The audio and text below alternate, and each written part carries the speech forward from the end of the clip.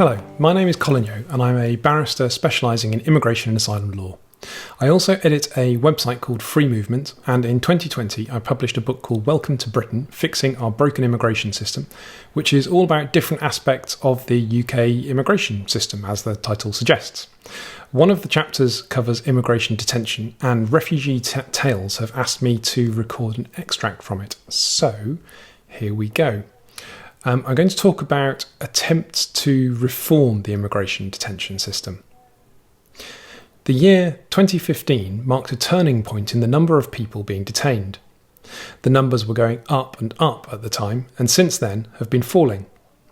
The change of direction was brought about by what became known as the Shaw Report into the welfare of vulnerable immigration detainees. Conducted by Stephen Shaw, a former prisons and probation ombudsman, the report was commissioned by Theresa May when she was Home Secretary, following several cases in which the courts had found that detainees had been subjected to inhuman and degrading treatment. Amongst other things, Shaw found that the mechanism supposed to protect vulnerable detainees was ineffective, and that there was a culture of disbelief amongst healthcare staff.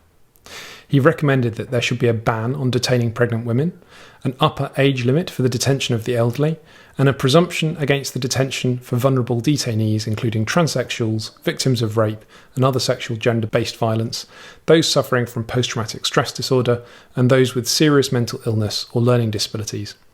Finally, he concluded that Home Office policies on who was considered vulnerable and whether they should be detained should be rewritten. Most people reading those recommendations would be surprised or even horrified that they needed to be made at all. What on earth was the Home Office doing detaining pregnant women, for example? Yet it certainly happens in practice. A report by Her Majesty's Inspector of Prisons revealed that 99 pregnant asylum seekers were detained in 2014. To make matters worse, 90% of them were then released back into the community again, making their detention particularly cruel and pointless. When Mark Harper was Minister of Immigration in 2013, he gave some insight into the mentality governing this policy. He said, "If we were to have a blanket policy of not detaining pregnant women, first, having read many cases, I fear we would find quite a lot of people saying they were pregnant as another method of delaying their departure from the United Kingdom. I do not want this to be an excuse that women who are not pregnant dream up in order to throw a legal obstacle in the way."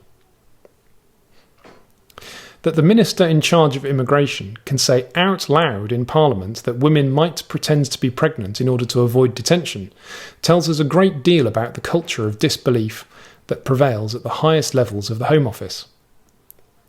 Following the Shaw Report, the Home Office introduced a new policy for detaining vulnerable adults. Although the number of people being detained fell as a result, the new policy seems to have led to a higher rate of detention for those who are the most vulnerable. A record 17 migrants died in immigration detention in 2017. One of them was Carlington Spencer, a 38-year-old man who suffered a stroke at Moreton Hall but was denied potentially life-saving emergency care because detention staff wrongly presumed that he had taken illegal drugs. The coroner criticised the confirmation bias by staff. Her Majesty's Chief Inspector of Prisons also highlighted the case of a wheelchair user who had tried to set himself on fire after being held for 15 months, and that of a blind detainee who was held for over a year. Detention too often appears to be the default position, wrote Shaw in his 2018 follow-up report. While researching the new report, Shaw encountered a 77-year-old woman detained at Colnbrook who had complex health needs, and a 71-year-old man who'd been initially detained at Brook House and then moved to Tinsley House for a proposed return flight on a charter flight. Having made further inquiries, Shaw wrote, I did not see how either of these detentions was possibly justified. He was, I quote, utterly bemused and appalled, end quote, by the detention of the 77-year-old in particular, and inquiries revealed that a total of 50 migrants over the age of 70 had been detained between September 2016 and November 2017.